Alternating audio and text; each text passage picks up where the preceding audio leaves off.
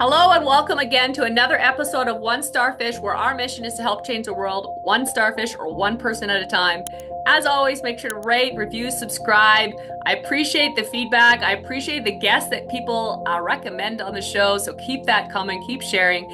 I'm excited for our guest today. It's a good friend of mine, also from the Arte Syndicate. Anthony Mann runs a couple companies. His main one is an award-winning, I'm going to get this right, hardscaping and excavating company. It took me a little bit to get this, but we got this, I think. And he's got a couple other companies. He's in fact coaching other people to do the same thing, but I'll let him get into that. Thanks for being on the show, Anthony. Thank you for having me, Angela. How are you today? I'm doing great. All right, let's make sure I got that right. So explain to everyone exactly what you do and what your passion is. Start with Okay, so we are a hardscape and excavating design build firm. Hardscaping is basically outdoor living, your backyard. It's paving stones, retaining wall blocks, outdoor kitchens, pools, anything, and we do some landscaping with those projects. If you know, because we're a complete design build firm. So we come in, take your backyard, we'll put the pool in, we'll put the outdoor kitchen and all the pavers around the pool, fire features, pergola structures, lighting, and then finish it off with the landscaping so it looks like a resort in your backyard. That company also performs excavation services and site work. So we dig foundations for new homes. We pour the concrete for new home foundations, and we do masonry, block, stone work. And we also just completed our first general contracting ground up project where we helped facilitate the property, got the engineering permitting from the town, and built a gym. We were there until we actually put the last weights the night before at 10 o'clock onto the equipment so he could open at 5 a.m. And 6 of my guys on my crew all stayed and got their first workouts in. So that nice. was pretty cool as a company to have my team all working out together. Yeah, that's super awesome. So tell us a little bit, like when did you start your business? What got you into it? And what were some of the struggles at the beginning? So I've been doing this since I was a little kid. Like in my industry, a lot of the guys start off, they're young. I was probably 8 or 9 mowing lawns in my neighborhood, mowing my parents. And then, across the street, I went and, Mrs. James and mowed her lawn and she gave me $10, and I ended up, was supposed to go to college to play football at the University of New Haven, but I already had my business going. So I went to a local college and studied landscape design and construction management. My mother told me when I was very young, you can be anything you want to be. You can be a garbage man, but own the company. So it's been in my, entrepreneurship has been in me since I was a little kid. My father, he was a union guy, but he also had built homes on the side. So I've always been around that entrepreneurial kind of growing up in that field, in the construction. And I just have a passion for it. Mason, I'm a third generation Mason. My grandfather immigrated from Italy, came over to the States, and he was building a lot of the churches down in Newark, New Jersey. So when the details to us are they don't build stuff like they used to. You go down and look at these old churches and they're absolutely beautiful. The detail, the architecture. So every project we design and build, we try and do it a little bit different than everybody else does. And our big hashtag is details matter. And I get that from my grandfather. Oh, that's really cool. So were your parents then all entrepreneurs, I'm guessing? So they were and they weren't. He had his normal 9 to 5 or 5:30 to whatever he got done. And then he built houses on the side. So he had that entrepreneur, but he always had his union job that, gave them the benefits, the pension, annuity, and all that stuff. And then he just built houses on his little bit of time off that he had. And then he also had another little side, but he was a mechanic. So on heavy equipment. So he would work on people's equipment on the weekends. And my mother was, she was bored. She was a stay-at-home, mother. So she used to have a little hair room in the house, and she would cut hair. And she didn't even charge that much. She did it just to not be bored, I think. Well, that sounds like a thing to do sometimes. So, yeah, that's awesome. So what were some of the struggles that you overcame, throughout it? It sounds like you had some parental support, which is super helpful. But what were some things that you didn't have for support? There was nobody in my industry that would help and teach. There was one or two associations that you could go and get some training on it. I started at the beginning with hardscaping when we didn't have any of the tools that we have now. I laid my father's pool with a mason. We were the third job site to come off in 1989 off the assembly line. And I was a young kid, but I was out there helping these guys, and I really enjoyed it.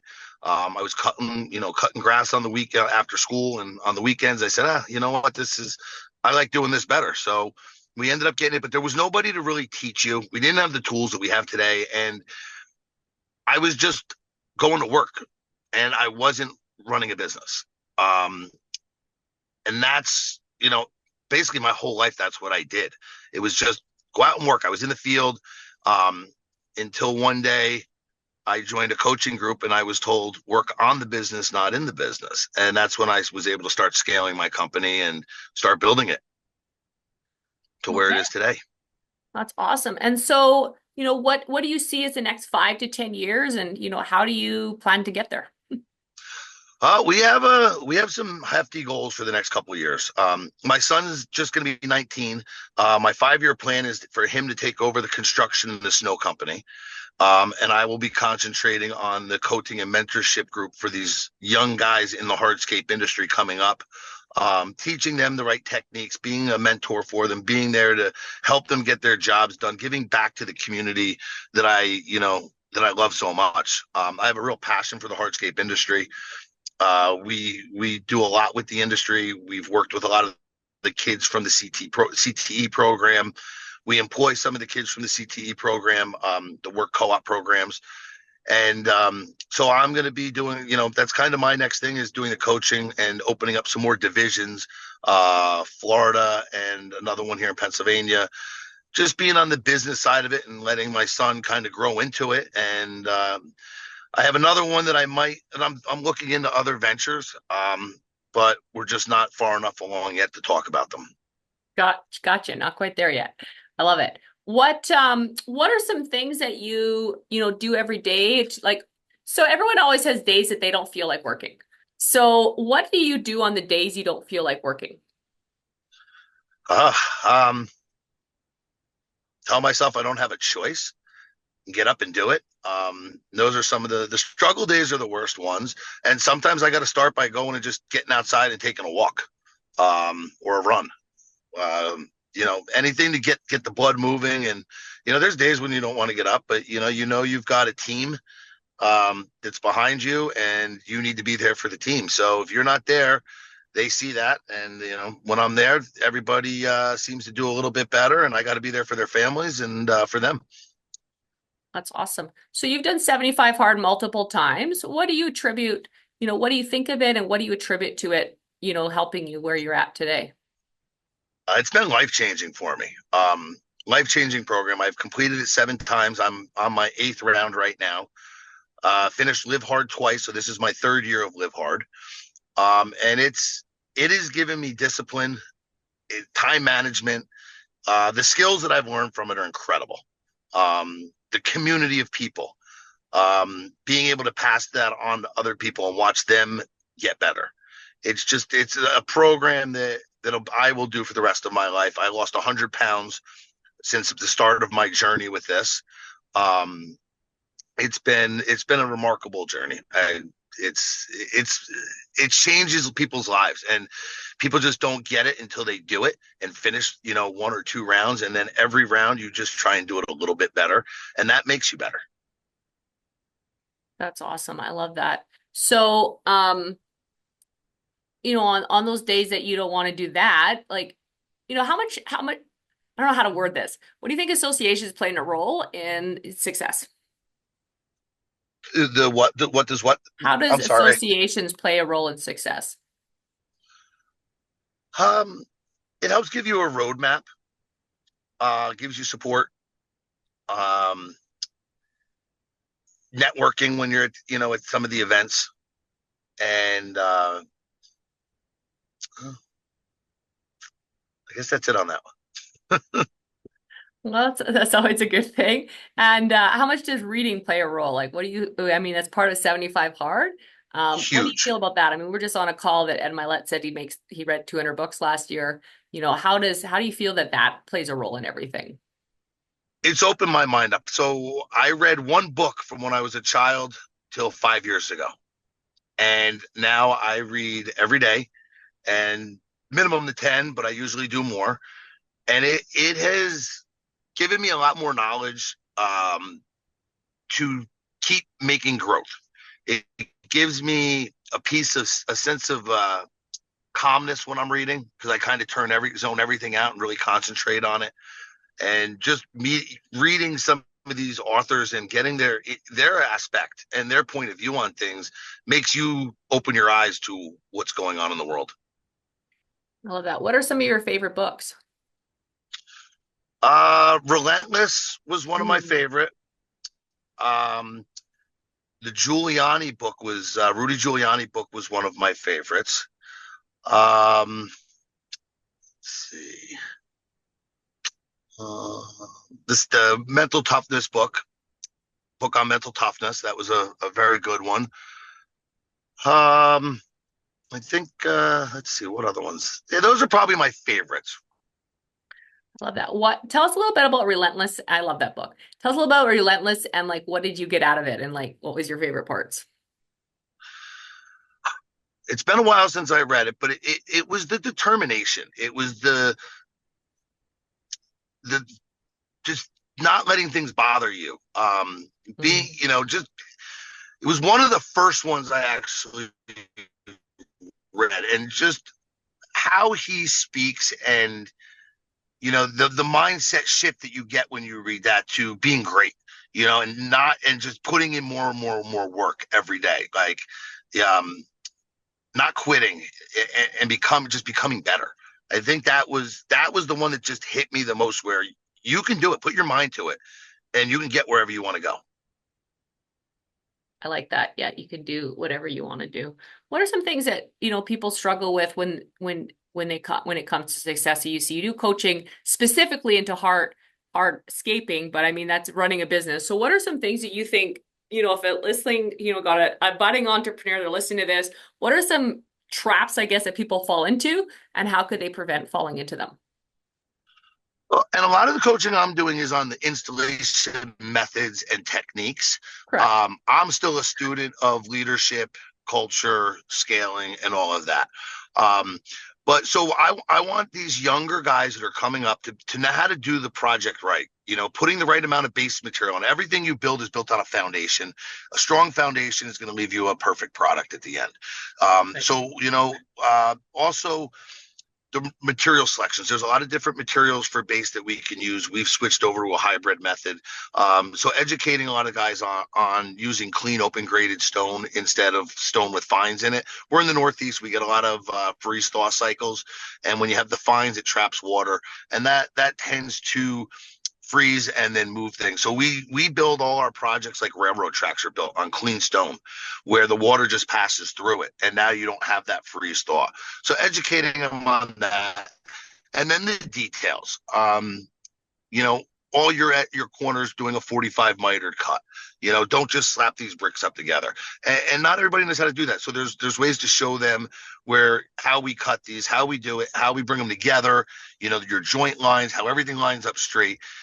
Teaching them the details so the industry just becomes better as a whole is kind of our mission. Love that. That's awesome. Outside of that, so I know you don't do the mindset stuff, but what do you think people struggle with on that? Um, If anything specifically kind of jumps out, like why is yeah, one person successful and one person not? I mean, learning the skills, everyone can learn the skills. That's like easy. So, I mean, it's not that it's easy to do, but I mean, anyone can. it's your determination. If you're determined and then you take those skills, you're going to succeed. If you're lazy, and you've learned the stuff, but you can't implement it, you're not going to grow as fast. With me, I've tried to implement, I'm still working on the first lesson I had 4.5 years ago in RTA Syndicate was on culture. And we're still working on culture today. And we've gone a little bit up the ladder, but we still have so far to go. So I think that continuing to work on these things and not just implementing it and then getting on to the next thing. You need to continuously grow what you're working on and continually study it. And just the implementation is big. It's getting it done. And don't be lazy. Just put your mind focus and get things done. Just do it. And how do you think people can change that? Take a thought on that? By reading, doing programs like 75 Hard that get your blood moving, get you, wanting, just having the desire. If you have the desire to win, you're going to do it. It's hard. And certain people, it takes something bottoming out to spark that. And that's okay too, because as long as you start going up from there, you're winning. Right. Okay. Well, that's awesome. I love that.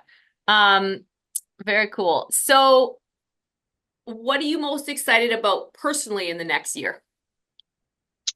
Personally, in the next year, well, we have a national championship coming up next month that we're competing in the hardscape industry at the biggest trade show in Louisville.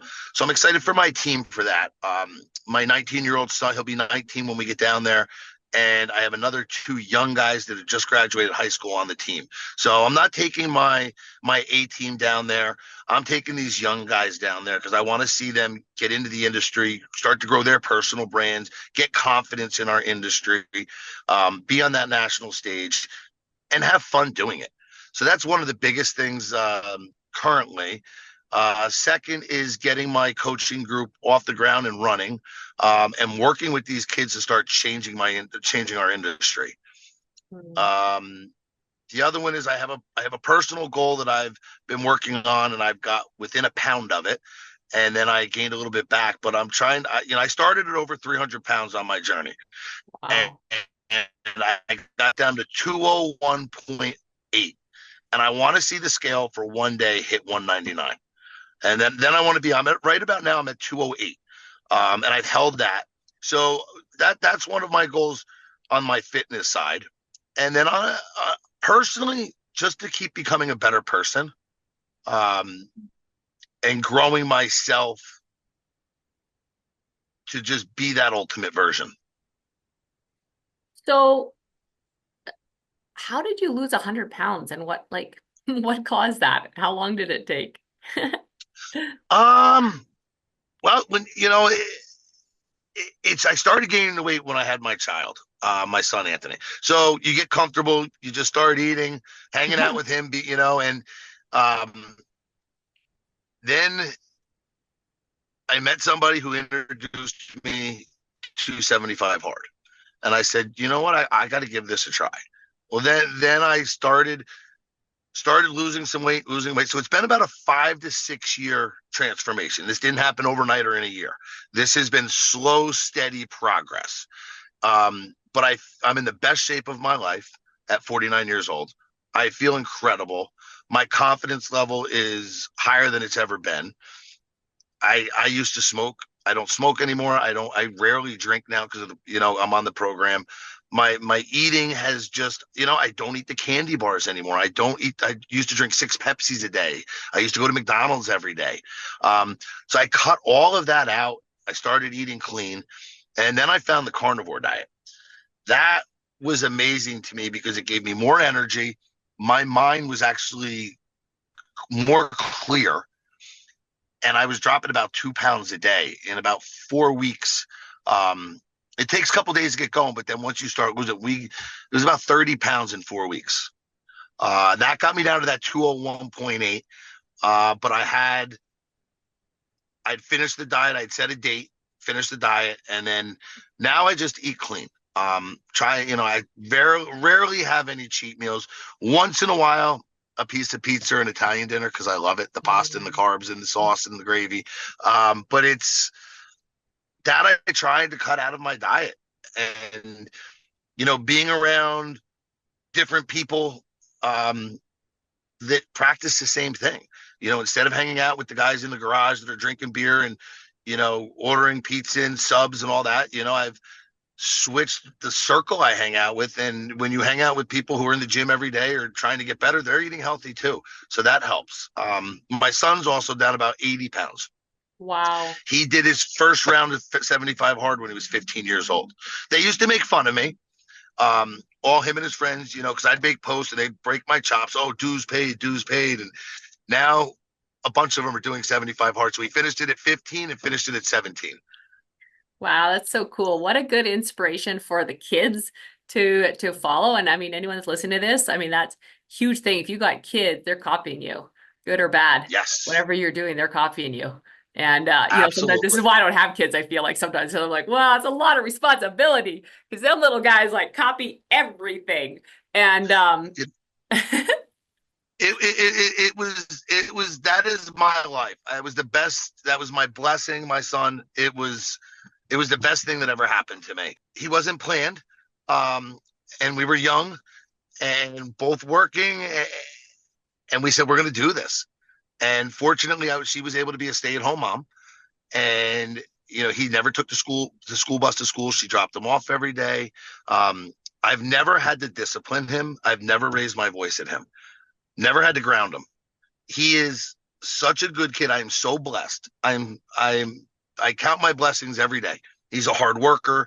People tell me, they come up to me and they say, he speaks so well. He's such a good kid. And I contribute that all to his mother.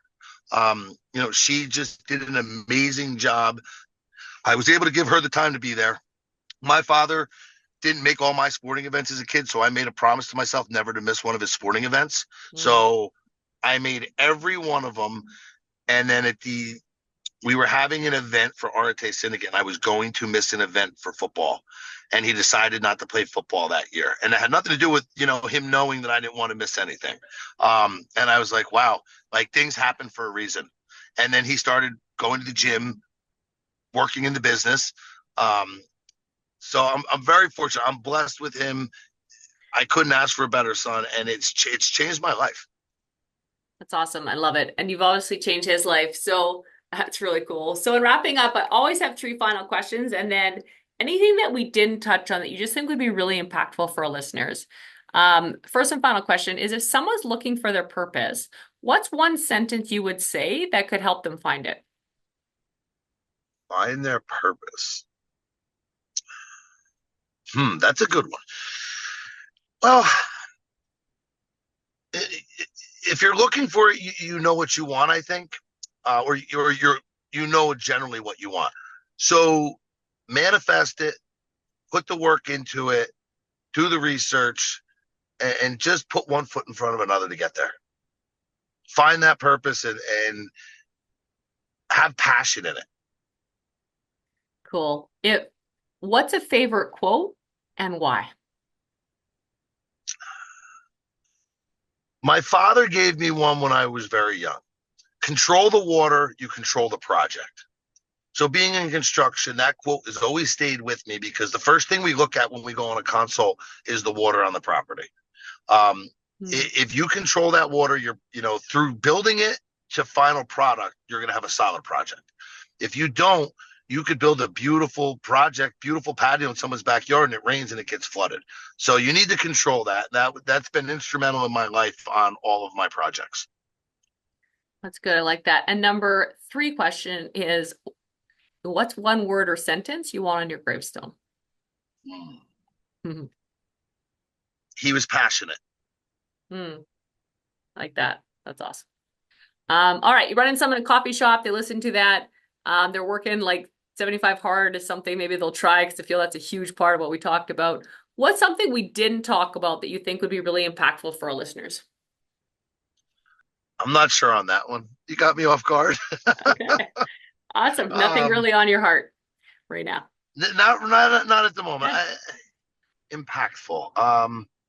Find something new. So to new people going into business, find something you're passionate about and do that. It doesn't matter what it is, but if you have a passion for it, you're going to be successful. Cool. I like that. Find your passion. Guys, make sure to rate, review, subscribe, like we talked about, share all the things. If we go out there and change one life or one starfish at a time together, we can change the world. Thanks for being on, Anthony. Thank you.